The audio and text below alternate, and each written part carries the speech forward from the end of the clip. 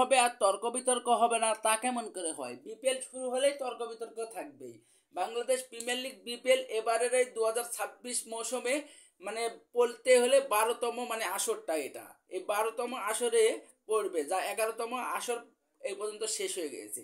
11তম আসর পর্যন্ত তর্ক বিতর্ক হয়নি এমন কোনো বিপিএল এর মৌসুম আছে কিনা আপনারা একটু কমেন্টে জানাবেন, আমার তো জানা নেই। এবারের এই বিপিএল এর ইভেন্টটা হওয়ার কথা ছিল 5টি ফ্র্যাঞ্চাইজি নিয়ে, যেখানে 5টি ফ্র্যাঞ্চাইজি নিয়ে ছোট্ট করে একটা আয়োজন, কিন্তু হঠাৎ করে যেখানে চূড়ান্ত পর্যায়ে ডিক্লেয়ার দেওয়া হয়ে গেছিলো যে 5টাই ফ্র্যাঞ্চাইজি, আর কোনো ফ্র্যাঞ্চাইজি হবে না। তারপরে হঠাৎ করে যে এবার শোনা যাচ্ছে আর একটা ফ্র্যাঞ্চাইজি আসবে, সেই ফ্র্যাঞ্চাইজিটা কে হতে পারে? নোয়াখালী ছাড়া আবার কে? নোয়াখালী আসতে পারে এবারের এই বিপিএল আবারও। সব মিলে আবার শোনা যাচ্ছে 6টা ফ্র্যাঞ্চাইজি নিয়ে বিপিএল শুরু হবে। বিপিএল শুরু হবে আর তর্ক বিতর্ক সৃষ্টি এগুলো হবে না। বিপিএল শুরু হবে, তর্ক বিতর্ক সৃষ্টি হবে না, তা কেমন করে হয়? বিপিএল মানেই তো একটা তর্ক বিতর্ক, যেখানে চূড়ান্ত পর্যায়ে সব কিছু হয়ে গেছিল, 5টা ফ্র্যাঞ্চাইজি নিয়েই খেলা হবে, কিন্তু এখন আবার শোনা যাচ্ছে 6টা ফ্র্যাঞ্চাইজি। কি একটা অবস্থা!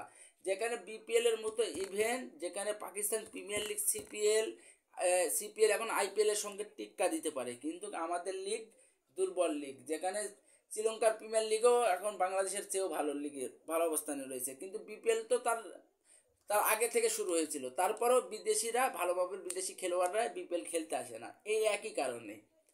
কোনোবারই